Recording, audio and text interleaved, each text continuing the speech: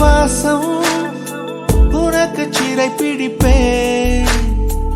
உலர்ந்த மேகத்தை கொண்டு நிலவின் கரை துடைப்பேன்.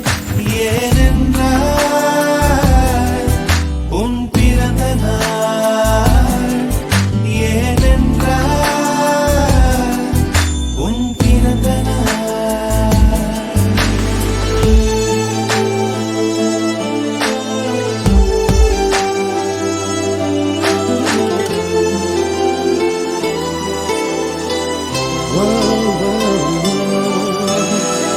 கிளை ஒன்றில் மேடை அமைத்து ஒளி வாங்கி கையில் கொடுத்து பறவைகளை பாடச் செய்வேன்.